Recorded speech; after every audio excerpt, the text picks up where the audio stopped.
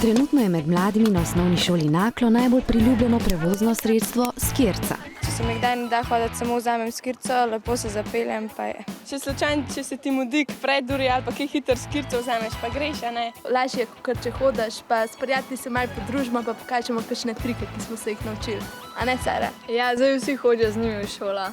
Že lani so opazili, da je zoprno, ker skirojev nimajo kje puščati.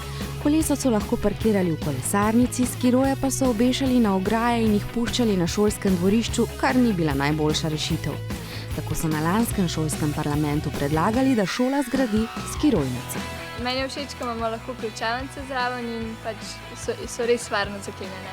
V njej je navadno okrog 40 skirojev, prostora pa je za 66 teh priljubljenih prevoznih sredstev. Skirojnico so zgradili po Gašperjevem načrtu, ki je veliko truda vložil predvsem v to, da so skiroji varno zaklenjeni. Sem šel na internet in sem našel že veliko možnih rešitev za to. Potem sem uporabil tega, kar se mi je zdel najboljši. Naredili so jo približno tako, kot sem jo zasnoval, jo pa tudi veliko uporabljajo, kar mi je všeč.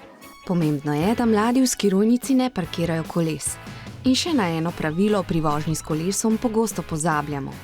Pri kolesarjih, ki so kategorizirani kot vozniki v prometu, je uporaba slušalk prav tudi prepovedana in kazniva. Kazen za uporabo slušalk na kolesu je 40 €. Dokazano je, da ob uporabi slušalk udeleženci v prometu slabše zaznavajo zvočne signale.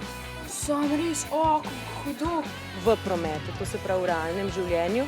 Tako da posledično seveda tvegajo potencialno nesrečo. Prav zato je uporaba slušalk med vožnjo odsvetovana, ne pa tudi prepovedana, tudi za voznike skirojev, rolerjev in rolk, ki so sicer v prometu obravnavani kot pešci.